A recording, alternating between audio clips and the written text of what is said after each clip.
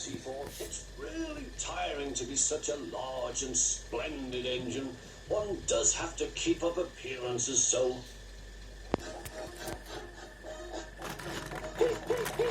Hello, lazy bones, whistled Henry. What cheeks, muttered Gordon. That Henry is too big for his wheels. Fancy speaking to me like that.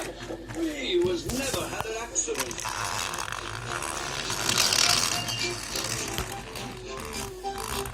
On jammed whistles and burst safety valves accident? asked Percy innocently. No, indeed. High spirits might happen to any engine. But to come off the rails like Henry did, well, I ask you, is it right? Is it decent? Then it was Henry's turn to take the express. Gordon watched him getting ready. Be careful, Henry. You're not pulling the flying kipper now. Mind you keep on the rails today.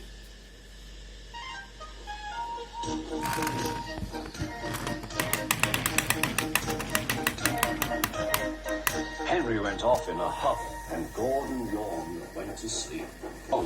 Wake up, Gordon, said his driver. A special train's coming, and where to pull it? Is it coaches or freight cars? Cars, said his driver. Cars, said Gordon. Puh. Gordon's fire was slow to start, so Edward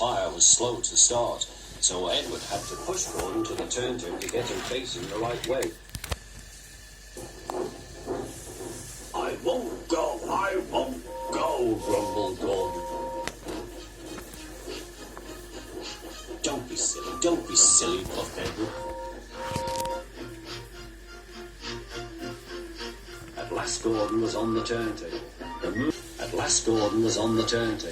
The movement had shaken his fire. It was now burning nicely and making steam. Gordon was cross and didn't care what he did. He waited till the table was halfway round. I'll show them, he hissed. He moved slowly forward to jam the table, but he couldn't stop himself and slithered into a ditch. Oh, she hissed. Get me out! Get me out! Not a hope, said his driver and fireman.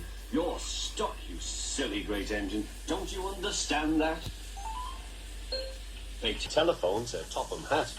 So Gordon didn't want to take the special train and ran into a ditch. What's that you say?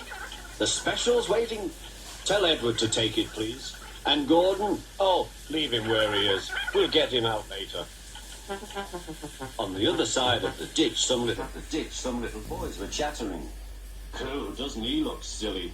They'll never get him out. They began to sing. Silly old Gordon fell in a ditch, fell in a ditch, fell in a ditch. Silly old Gordon fell in a ditch, all on a Monday morning. Gordon lay in the ditch all day. Oh dear, he thought, I shall never get out. That evening they lifted Gordon and made a road of sleepers under his wheels to keep him from the mud. Strong ropes were fastened to his back end, and James and Henry, pulling hard, managed to bring him to safety.